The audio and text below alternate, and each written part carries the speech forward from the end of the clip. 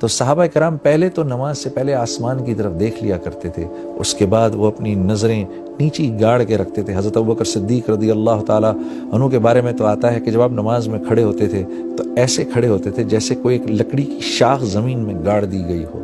اس ادب و احترام سے نماز میں کھڑے ہوا کرتے تھے۔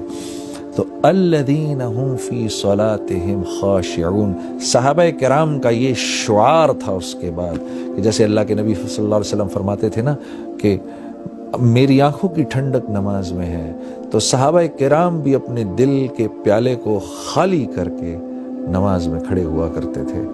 اور ہاں میرے دوستو، اگر غور کرو، کسی نے حضرت عمر رضی اللہ تعالیٰ عنہ سے پوچھا، آپ کو اللہ نے اتنی بڑی سلطنت عطا فرمائی، یہ اتنی بڑی سلطنت آپ سے بن کیسے گئی؟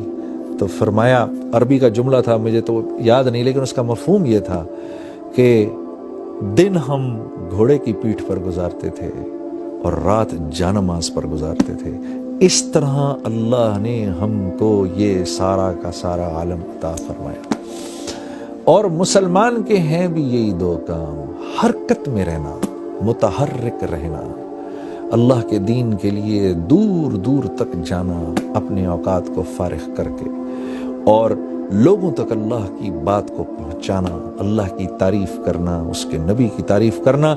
دن میں اِنَّ لَكَ فِي النَّهَارِ سَبْحًا طَوِيلًا، اللہ رب العزت ہمارے نبی صلی اللہ علیہ وسلم کے بارے میں فرما رہے ہیں کہ اے میرے نبی، صبح آپ لوگوں کے سمندر میں تیر رہے ہوتے ہیں۔ جب اللہ یہ کہیں تو سوچو اللہ کے نبی کیسے لوگوں کے پاس جایا کرتے ہوں گے، کیسے لوگوں کے، اے میرے نبی دن بھر آپ لوگوں کے سمندر میں تیر رہے ہوتے ہیں، لوگوں تک اللہ کی بات پہنچا رہے ہیں۔ تو یہ کام ہے ہمارا۔ اور رات کو اللہ کے سامنے خشوع و خضوع سے کھڑے ہو جانا، کہ کسی اللہ والے سے یہ سنا کہ تہجد کی نماز کے بعد جو دعا ہے وہ ایسی پر اثر ہوتی ہے کہ جیسے کوئی تیر انداز نشانے پر اپنے تیر کو مارے، ایک انتہائی شاطر تیر انداز اپنے تیر کو نشانے پر مارے تو وہ نشانے پر جا کے لگے، ایسی دعا اللہ کے ہاں قبول ہوتی ہے رات کو۔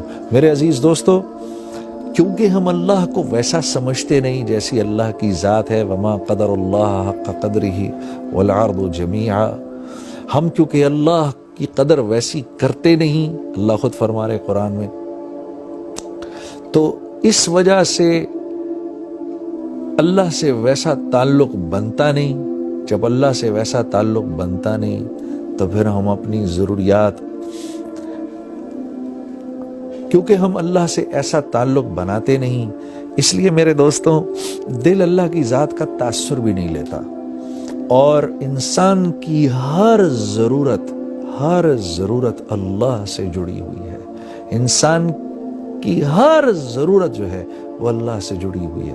دیکھیے، یہ آنکھیں ہیں میرے پاس، میں ان سے دیکھتا ہوں۔ کیا میں ان سے دیکھتا ہوں؟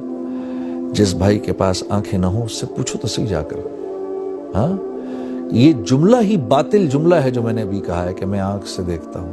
وہ آپ سے کہے گا آنکھ تو میرے پاس بھی ہے، آنکھ سے نہیں دیکھتے، اس میں اللہ کا امر ہے میرے بھائی، جس سے تو دیکھتا ہے میرے لیے وہ امر نہیں دیکھنے کا ہے تو نہیں دیکھ سکتا، آپ کے لیے دیکھنے کا ہے تو آپ دیکھ سکتے ہیں۔ آنکھ تو میرے پاس بھی ہے، یہ زبان ہے میرے پاس، بھینس کی اس سے 4 گز لمبی زبان ہے۔ اگر زبان ہی بولتی تو بھینس بولتی، کیوں نہ بولتی؟ زبان نہیں بولتی۔ جو میرا بھائی بول نہیں سکتا اس سے پوچھو، وہ کہے گا دیکھو زبان میرے پاس بھی ہے۔ زبان نہیں بولتی، اس میں چھپا ہوا اللہ کا امر ہے جس سے آپ بولتے ہیں۔ آپ کے لیے امر ہے، میرے لیے نہیں۔ اللہ الذی خلق 7 سماوات ومن الارض مثلہن یتنزل الامر بینہن لہ ملک السماوات والارض وإلی اللہ ترجع الامور۔ یہ وہ رب ہے کہ دنیا میں ہونے والا ہر امر اپنے ہونے سے پہلے اللہ سے پوچھتا ہے، یا اللہ تو مجھے بتا میں نے کیسے ہونا ہے۔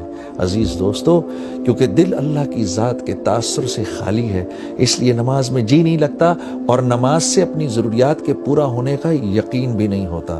جب ہم لوگوں کے سامنے اللہ کی تعریف کرتے ہیں تو اس یقین کو ٹھیک کرنے کے لیے کرتے ہیں کہ ملے گا تو اللہ کے ہاں سے ملے گا، کریں گے تو اللہ کریں گے۔ ہاں، جو کچھ جہاں جہاں سے ہوتا آ رہا ہے وہاں سے نہیں ہو رہا، کرنے والی ذات اللہ کی ہے۔